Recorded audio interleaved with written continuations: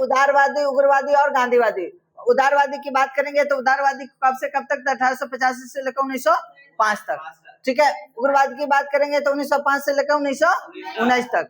इस गांधीवादी की बात करेंगे तो 1919 से लेकर 1947 तक के युग को क्या बोलते हैं? गांधी युग कहते हैं, ठीक है। अभी हम लोग पढ़ेंगे उदारवादी चरण। उदारवादी चरण कब से स्टार्ट हुआ था? 1885 से। 1885 से हम लोग स्टार्ट करेंगे। तब भारत में विविधता फैली हुई थी, बहुत मतलब ब्रिटिश शासन थी उस समय में, भारत में बहुत सारे विविधता फैली हुई थी। विविधता बोले तो बहुत सारे कमी थी जहां पर अंग्रेजों का विरोध हो रहा था। भारत के हर एक कोने में अंग्रेजों का विरोध हो रहा था। ब्रिटिश सरकार को लगे कि अगर इसी तरीके से ब्रिटिश सरकार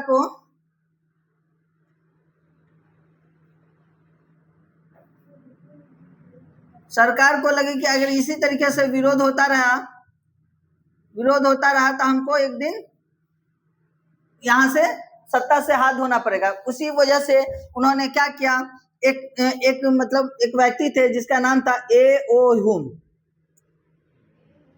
ए.ओ. ह्यूम कौन था? तो एक आईएएस अधिकारी थे जो कहां? पंजाब प्रांत में यह कार्यरत थे।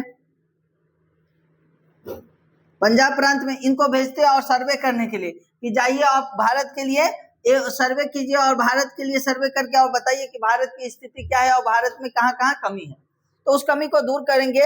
तो भारत जब आते हैं, हम आते हैं और सर्वेक्षण करते हैं, तो भारत में पता चलता है कि यहाँ बहुत सारी विविधता है, बहुत सारी कमी है। इस कमी को अकेला दूर नहीं कर सकते। तो इस कमी को दूर करने के लिए उन्होंने क्या किया? उस कमी को दूर करने के लिए उन्होंने एक संगठन की स्थापना किया जिसका नाम दिया भारतीय राष्ट्रीय संघ।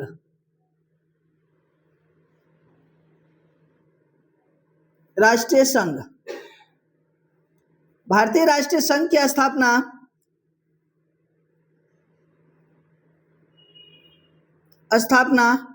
1883 से 1884, कभी कभी 83 और 84 दोनों माना जाता है, ठीक है। तो 1883 में हुआ था भारतीय राष्ट्रीय संघ की स्थापना।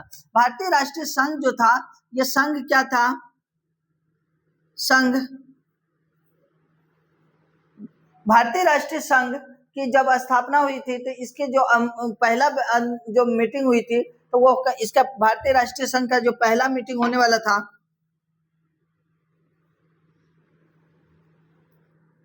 पहली बैठक बोला गया, इसमें क्या बना जाए? इसका अध्यक्ष बनाया जाए। क्या बना जाए? अध्यक्ष। तो अध्यक्ष जो बना दिया गया, तो अध्यक्ष किसको बनाया गया? तो याद रखिएगा उस समय दादा भाई नौरोजी,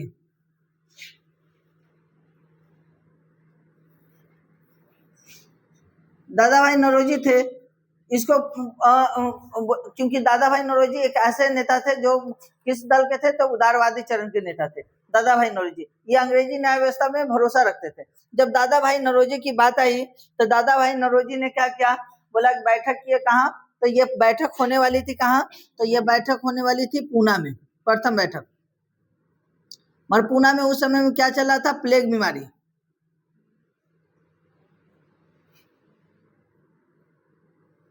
प्लेग बीमारी जिसके वजह से प्लेग बीमारी चल रही थी, जिसके वजह से यह क्या हुआ? विफल हो गया और इसको कहाँ स्थानांतरित कर दिया गया? मुंबई में। मुंबई में इसको कहाँ स्थानांतरित कर दिया? मुंबई में। और मुंबई में कहाँ? गोकुलदास संस्कृत महाविद्यालय। मुंबई में कहाँ? गोकुलदास संस्कृत महाविद्यालय।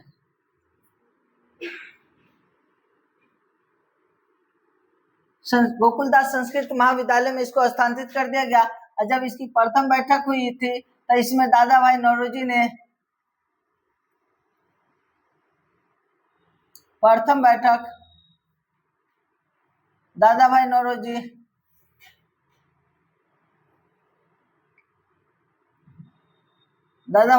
ने क्या कर दिया?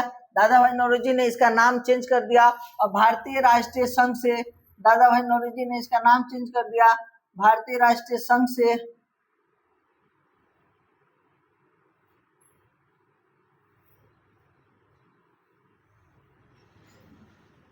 से भारतीय राष्ट्रीय कांग्रेस कर दिया।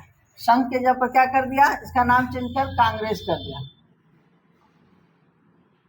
अब जैसे भारतीय राष्ट्रीय कांग्रेस कर दिया तो इसका यह जो भारतीय राष्ट्रीय कांग्रेस जो था, भारतीय राष्ट्रीय कांग्रेस की स्थापना कब हुई थी? यह बैठक जो हुई थी पूना में, तो यह हुई थी 20 दिसंबर और यह कंप्लीट हुई थी 28 दिसंबर 1885 को। 1885 को। तो 20 से लेकर कब तक चली थी? 28 दिसंबर 1885 को। 1885 में इसकी यहाँ कंप्लीट हो गया। तो भारतीय राष्ट्रीय कांग्रेस की स्थापना कब हुई थी? तो याद रखिएगा, भारतीय राष्ट्रीय कांग्रेस की स्थापना 1885 को हुई थी। 28 दिसंबर 1885 की हुई थी। ठीक है।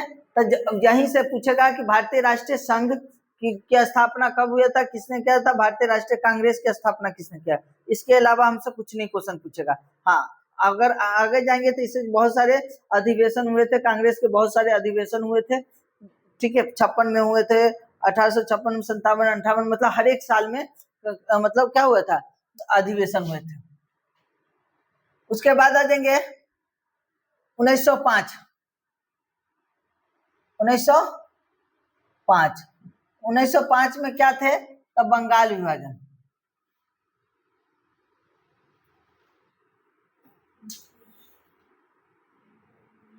बंगाल विभाजन, स्वदेशी आंदोलन, स्वदेशी आंदोलन। उसके बाद आ जाएंगे स्वदेशी आंदोलन के बात करेंगे तो स्वदेशी आंदोलन जो था वो भी बंगाल विभाजन के समय में हुआ था। बंगाल उसके बाद बात करेंगे तो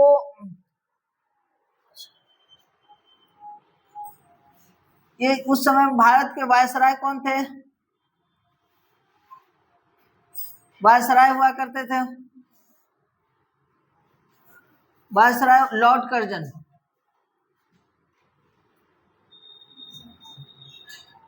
लॉर्ड कर्जन जो थे भारत के उस समय वायसराय हुआ करते थे। यह वायसराय, यही लॉर्ड कर्जन ही ने क्या किया था? बंगाल को विभाजन किया था।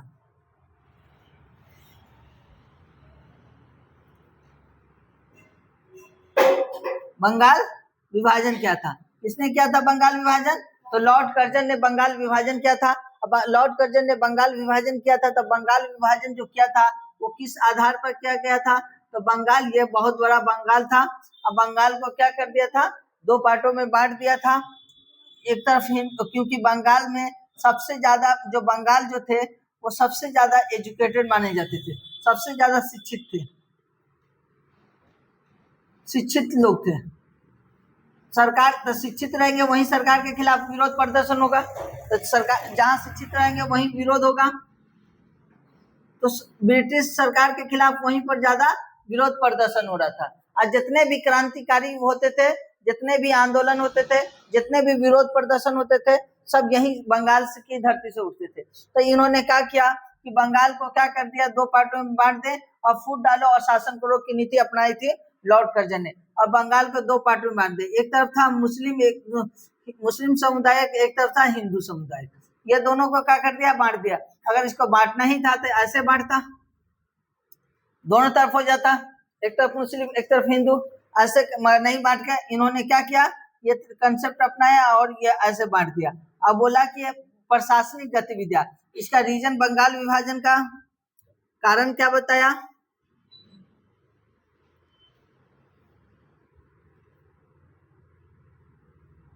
बंगाल विभाजन का कारण क्या बताया? तो प्रशासनिक गतिविधियां,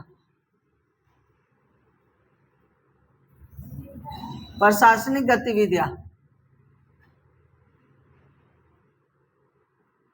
प्रशासनिक गतिविधियां। अब देखिए बंगाल विभाजन जो प्रशासनिक गतिविधियां बताया, मर गया। इसका मेन जो था वो प्रशासनिक गतिविधियां नहीं, क्या था इसका मेन कारण? तो इसका मेन कारण हमने बताया था कि यह फूट डालो और शासन करो और अंग्रेजों बंगाल को दो भागों में बांटना इसका मेन मकसद था। मतलब यह प्रशासनिक गतिविधियां जो रीजन बताया ये गलत था। इसका मेन मकसद था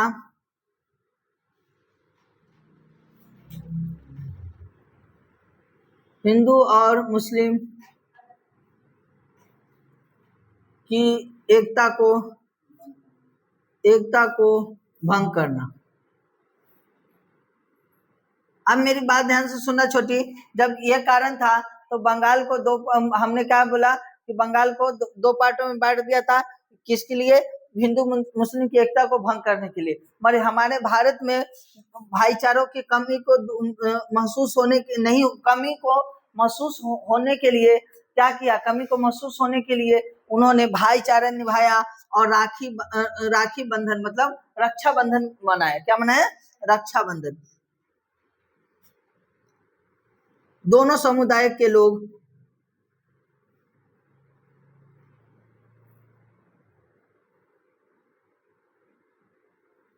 रक्षा बंधन मनाए।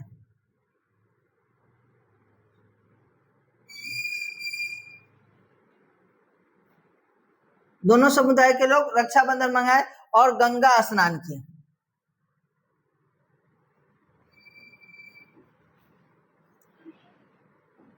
ताकि भाईचारे की एकता बना रहे।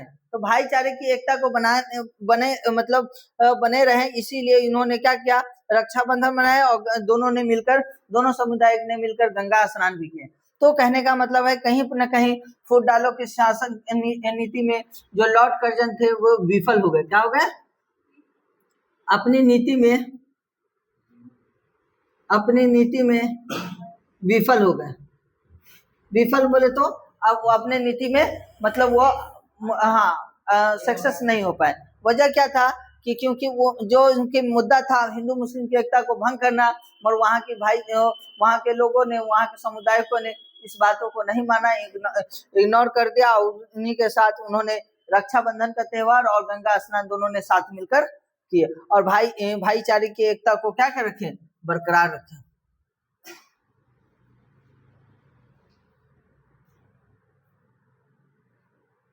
यह था हमारा पूरा बंगाल विभाजन। बंगाल विभाजन के बाद आ जाएंगे मुस्लिम लीग की स्थापना। मुस्लिम लीग की स्थापना, इसको रिमूव करें, लिखना है।